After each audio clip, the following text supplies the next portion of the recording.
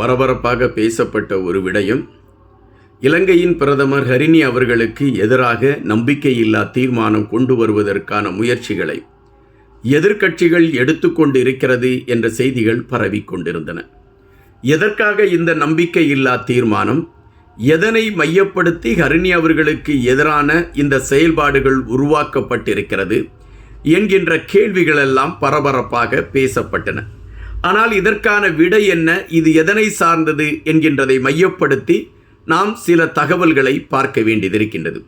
இந்த காணொளியில் அது சார்ந்த தகவலை பார்ப்பதற்கு முன்பாக மிகப்பெரிய ஒரு நக்கலை அடித்திருக்கின்றார் இலங்கையின் பிரதமர் ஹரிணி அவர்கள் என்பதை பதிவு செய்ய வேண்டும்.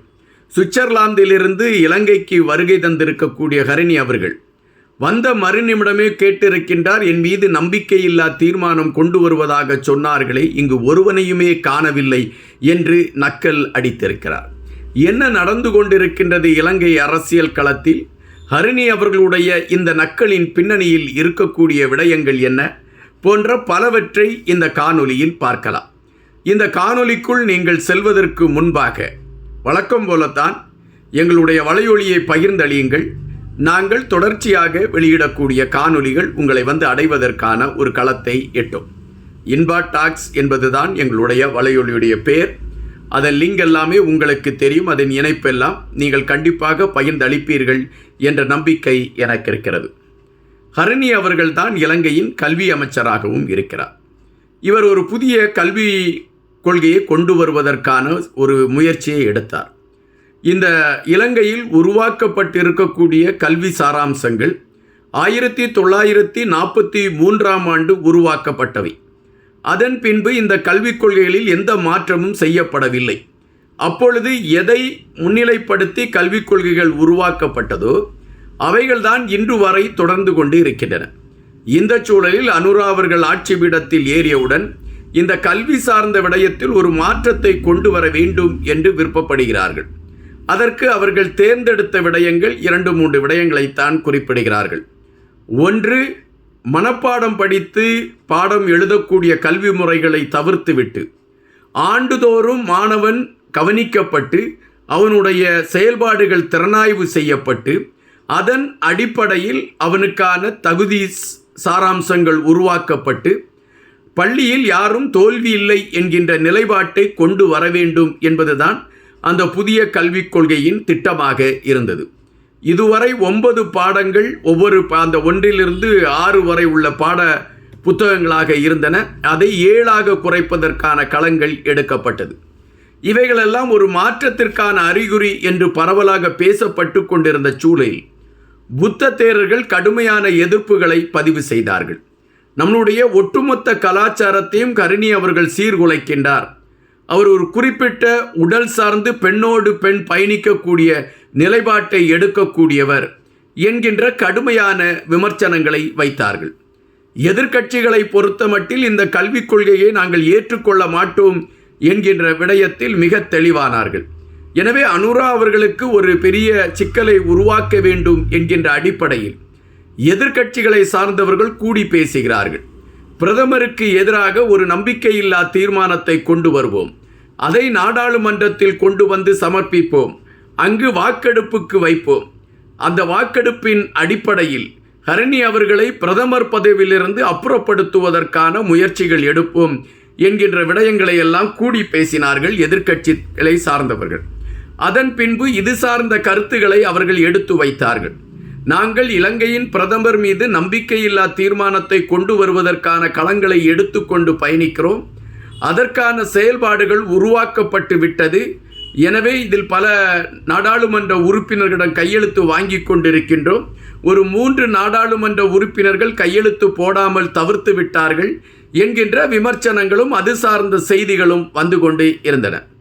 இந்த சூழலில் இந்த தீர்மானம் நாடாளுமன்றத்திற்கு கொண்டு வரப்படும் என்றும் அது ஹரிணி அவர்களுக்கு பெரிய சிக்கலை உருவாக்கும் என்றும் பரபரப்பாக பேசப்பட்ட செய்திகள் இந்த இப்பொழுது உள்ள சூழலில் என்ன கோணத்தில் இருக்கிறது என்பதை பார்க்கின்ற பொழுதுதான் ஹரிணி அவர்கள் அடித்திருக்கக்கூடிய அந்த நக்கல் நையாண்டிக்கு ஒரு காரணம் சரியானதாகத்தான் இருக்கிறது என்று புரிந்து கொள்ள வேண்டும். ஹரிணி அவர்கள் வெளிநாட்டுக்கு சென்றிருந்தார். வெளிநாட்டுக்கு சென்றிருக்கக்கூடிய சூழலில்தான் நம்பிக்கையில்லா தீர்மானம் உருவாக்கப்பட்டு கொண்டு இருக்கிறது என்றும், அந்த நம்பிக்கையில்லா தீர்மானம் நாடாளுமன்றத்தில் கொண்டு வந்து சமர்ப்பிக்க இருக்கிறார்கள் என்கின்ற ஒரு கருத்தும் பதிவானது. எனவே ஹரிணி அவர்கள் அந்த சூழலில் இருக்க வேண்டும் என்கின்ற நெருக்கடி ஏற்பட்டதினால் ஹரிணி அவர்கள் சுவிட்சர்லாந்திலிருந்து அவசரமாக அவர் இலங்கைக்கு திரும்பி வருகிறார். இலங்கைக்கு திரும்பி வந்தால் அவர் மீது நம்பிக்கையில்லா தீர்மானத்தை கொண்டு வருவோம் என்று அறிவித்தவர்கள் அத்தனை பேருமே அமைதி காத்து விட்டார்கள். யாரும் அதை குறித்து பேசவில்லை. அவர்களிடம் ஒற்றுமை இல்லை. அதை எப்படி கொண்டு வந்து நாடாளுமன்றத்தில் சமர்ப்பிப்பது என்பதில் அவர்களுக்கு சிக்கல் ஏற்படுகிறது. இந்த சிக்கலின் வெளிப்பாடாக அவர்கள் அமைதி காத்து விடுகிறார்கள். எனவேதான் ஹரிணி அவர்கள் வந்தவுடன் எங்கேயோ என் மீது நீங்கள் நாடாளுமன்றத்தில் நம்பிக்கையில்லா தீர்மானம் கொண்டு வருவேன் என்ற கதைகளை எல்லாம் சொல்லிக் கொண்டு இருந்தீர்களே, அதை எப்பொழுது கொண்டு வரப்போகிறீர்கள்? அதற்கான முயற்சிகள் எடுக்கப்பட்டு விட்டதா? அதற்கான ஆதரவு உங்களுக்கு கிடைத்து விட்டதா? நான் காத்து கொண்டிருக்கிறேன். உடனடியாக வந்து நாடாளுமன்றத்தில் அந்த நம்பிக்கையில்லா தீர்மானத்தை கொண்டு வந்து நிறைவேற்றுங்கள் என்று ஹரிணி அவர்கள் மிகப்பெரிய ஒரு நக்கலை செய்திருக்கிறார் என்றுதான் நம்மால் கணிக்க முடிகின்றது.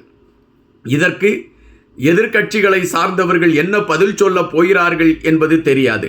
அல்லது பதில் சொல்லாமலே மௌனமாக அவர்கள் கலைந்து செல்லக்கூடிய ஒரு களத்தை எடுத்து விடுவார்களா என்கின்ற விடயங்கள் தெரியாது. ஆயினும் ஹரிணி அவர்கள் இப்பொழுது தன்னுடைய பதவிக்கு எந்த ஆபத்தும் வரப்போவதில்லை என்பதை மிக தெளிவாக தெரிந்து வைத்திருக்கக்கூடிய காரணத்தினால்தான் இந்த நக்கல் நையாண்டி போன்ற களங்களை எடுத்துக்கொண்டு அவர் பேசுவதற்கான ஒரு களத்தை எடுத்திருக்கிறார் என்கின்ற விடயத்தை நம்மால் பார்க்க முடிகின்றது. எதிர்க்கட்சிகளை பொறுத்தமட்டில் அனுரா அவர்களுடைய ஆட்சி முறைமைக்கு எதிரான களங்களை உருவாக்கிவிடலாம் என்கின்ற மனக்கோட்டையில் அவர்கள் எடுத்து வைத்து கொண்டிருக்கக்கூடிய பல நகர்வுகள் அவர்களுக்கே எதிராக மாறிவிடுகிறது என்பதுதான் நிஜம். இதே சூழலில் தமிழரசு கட்சியை சார்ந்தவர்கள் மாகாண தேர்தலை மையப்படுத்தி அனுரா அவர்களுடைய ஆட்சி முறைமைகளுக்கு அவர்கள் நெருக்கடி கொடுத்து கொண்டிருக்கின்றார்கள். ஆனால் மாகாண தேர்தலுக்கான களங்கள் இந்த அரசு சார்பில் உருவாக்கப்பட்டு கொண்டிருக்கிறதா? அதற்கான கதவுகள் திறக்கப்பட்டு கொண்டிருக்கின்றனவா? அதற்கான செயல்பாடுகள் வேகம் கட்ட ஆரம்பித்திருக்கிறதா என்கின்ற கேள்விக்குள் போகின்ற பொழுது தமிழரசு கட்சியும் இன்னும் சில கட்சிகள் தான் மாகாண தேர்தலை மையப்படுத்தி பேசிக்கொண்டு இருக்கின்றது. அரசை பொறுத்தமட்டில் அவர்கள் மௌனமாக இருந்து கொண்டு நடத்துவோம் என்று சொல்லிக்கொண்டு அவர்கள் மௌனமாக பயணிக்கக்கூடிய ஒரு களத்தை தான் எடுத்துக்கொண்டு பயணிக்கிறார்கள் என்பதுதான் பரவலாக எழும்பியிருக்கக்கூடிய செய்திகளாக இருக்கின்றன. தற்பொழுது உள்ள சூழலில் ஹரிணிக்கு எதிராக எடுத்த அம்பு மாறி எதிர்க்கட்சிகளையே கிழித்திருக்கிறது என்பதாகத்தான் நம்மால் இதை குறிப்பிட முடிகின்றது. காத்திருப்போம். இன்னும் பல செய்திகளோடு உங்களை சந்திக்கின்றேன். நன்றியுடன்.